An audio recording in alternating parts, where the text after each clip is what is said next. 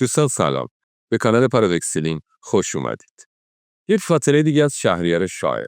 این بار برمیگردیم به جوانی شهریار و دلایل ازدواج نکردنش رو ازش جویا میشیم. پس بشنویم خاطره امروزمون رو. اسم این ویدیو چرا شهریار در جوانی ازدواج نکرد.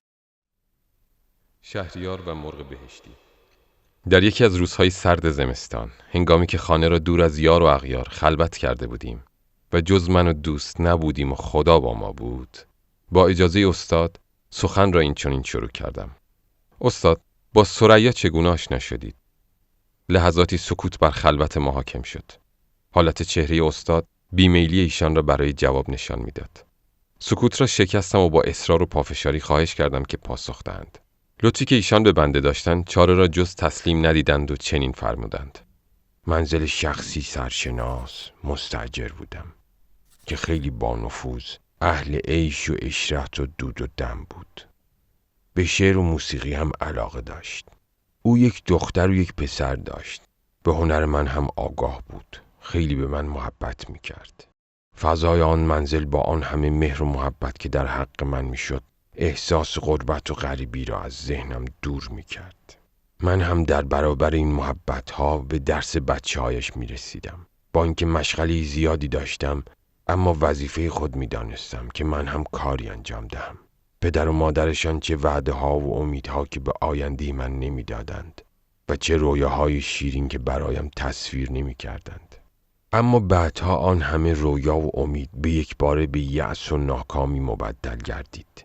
شاید دست تقدیر بود و سرنوشت، و الا آنها هم چندان مقصر نبودند.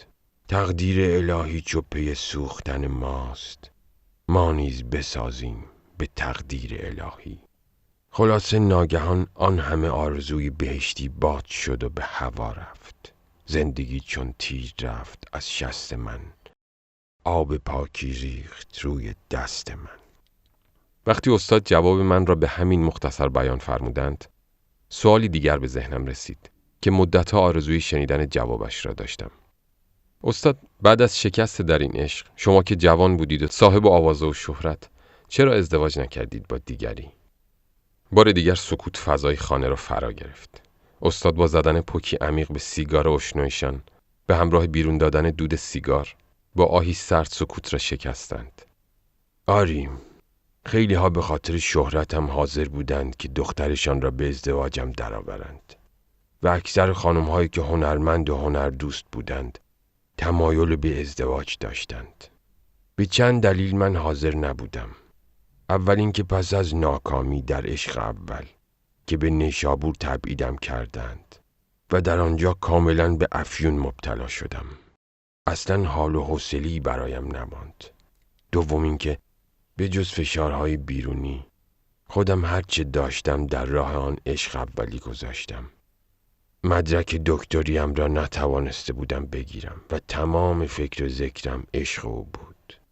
سوم اینکه پدرم فوت کرد و مقرری من قطع شده بود و چهارم اینکه آن روزها بسیاری سعی داشتند مرا به ابتذال بکشند، به طوری که با این کار دیگران را بدنام و بدبخت کردند و ملعبه خودشان قرار دادند. استاد فرمودند: نیکندیش، دیوان مرا خوب مطالعه کرده ای؟ گفتم: استاد، نه یک بار، نه دو بار و سه بار، دیوان شما همیشه پیش رویم هست. گفتند: میدانم. مرغ بهشتی را حتما خوانده ای؟ گفتم: بلی استاد. فرمودند: اما انگیزه سروده شدن آن را مطلقاً نمیدانی. گفتم: درست است استاد. سیگاری را آتش زدند و این چنین ادامه دادند: زنی 25 ساله را مرغ بهشتی خواندم. در واقع اسم با مسمایی بود. اصلا نمیدانم از کجا آمد و چگونه منزل مرا پیدا کرده بود. او زنی بود که تمام محسنات را یک جا داشت. آن حسن و ملاحت، آن جاذبه، سادگی، متانت آن هنر. این مرغ بهشتی از کنگره افلاکیان پرگشوده و به زندان خاکیان راه یافته بود. نگاه چشمان آبیش سر آفاق گردیش را برایم فاش کرد. لحظاتی بر خود لرزیدم. زبانم از سخن گفتم باز ماند. کاملا از خود به در بودم. به نظرم میرسید جادو شدم. فکر میکردم در بهشت موعود هستم و او فرشته آسمانی است. ستارم را به آغوش گرفت. قبل از اینکه زخمی بر آن بزند با جمله‌ای زخم بر تار و پود من زد. شهریار، من با تو خواهم بود هر جا که باشی و هر چه که باشی. بعد زخمی بر ستار زد. موی بر اندامم راست شد. زمزمه کنان سوز ساز را با نگاهش به من چنان درآمیخته بود که در آن هزاران راز نهفته می دیدم. زبان فصاحتم درمانده بود. نمیدانستم چه بگویم تا خواستم شروع کنم که چگونه اینجا را یافتی. سپیده‌ای سحری دمید و او پرواز کرد و رفت. من ماندم و تنهایی و یک دنیا خیال. شاید مرغ بهشتی از بهشت بود که دوباره باغ طوبا پرواز کرد و یا شاید نمیدانم. تا ظهر از شبستان من بوی عبیر می آمد و مرا مدهوش می ساخت. یک بار دیگر به دیدارم آمد. کادوی هم آورده بود که مدتها دست نخورده ماند. این بار ستار در دست و بغض در گلو و گریه در چشمان آبیش آخرین جواب را از من خواست و گفت هر کمکی از دستم بر بیاید برای تو مضایقه نخواهم کرد. راست می گفت. دختر یکی از معروفترین مردان تهران بود. معرفی کرد. شناختمش. واقعا شاهزاده محترمی بود که به درویشی سر زده بود. پدرش هم از آمدن او به نزد من بیخبر نبود. من نتوانستم قول مساعدت بدهم. لحظه‌ای مرا به آغوش کشید و اشک چشمان آبیش را با سرشکم در هم آمیخت و مرا بوسید و رفت. نه تنها از منزل من بلکه از ایران رفت و دیگر هرگز برنگشت. فقط یک بار نامه‌ای از او به دستم رسید. غزلی به همراه داشت.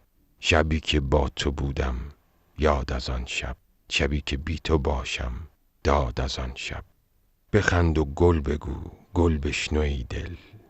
غزل را استقبال کردم که در دیوانم هست. چند بیت آن را میخوانم. شبی که من مکیدم قند از آن لب، به اشکی بود شکر خند از آن لب.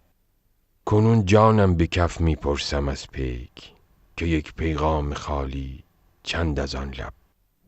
بخند و گل بگو گل بشنو ای دل، که دارم یادگار این پند از آن لب. مدتها در آرزوی دیدارش بودم و چشم به راهش. غزل مرغ بهشتی یادگار اوست. مرغ بهشتی. شبی را با من ای ماه سحرخیزان سحر کردی. شبی را با من ای ماه سحرخیزان سحر کردی. سحر چون آفتاب از آشیان من سفر کردی.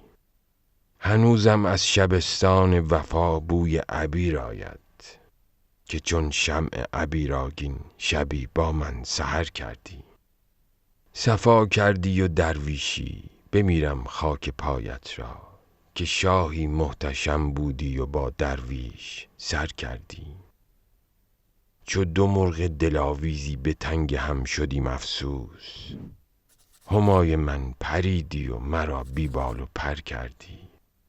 تو که از آشخور نزهتگه افلاکیان بودی، چرا بر مرغکی خاکی و زندانی گذر کردی؟ مگر از گوشه چشمی دگر طرحی دگر ریزی، که از آن یک نظر بنیاد من زیر و زبر کردی. به یاد چشم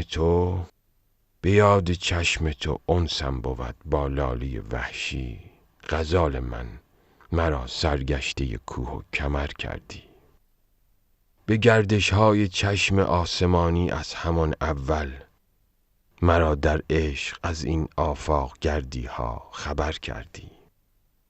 به پای بت‌ها گریم به یاد دامن مادر، که از طفلی مرا آواره از ملک پدر کردی. ز گرد کاروان گیرم سراغ محمل لیلی، چون مجنونم به گرد کاروان‌ها پی سپر کردی. چه آتش پاره‌ای بودی الا ای کیمیای دل، که از برقی مس آلوده با زنگار زر کردی. به شعر شهریار اکنون سرافشانند در آفاق. چه خوش پیرانه سر ما را به شیدایی سمر کردی. تهران 1318 شمسی. دوستان در اینجا به پایان این ویدیو خاطره میرسیم. امیدواریم از این خاطره خوشتون اومده باشه. ویدیوهای ما رو با دوستانتون به اشتراک بگذارید تا یک ویدیو و یک خاطره دیگه شما رو به خدای بزرگ میسپاریم. وقتتون بخیر و به امید دیدار.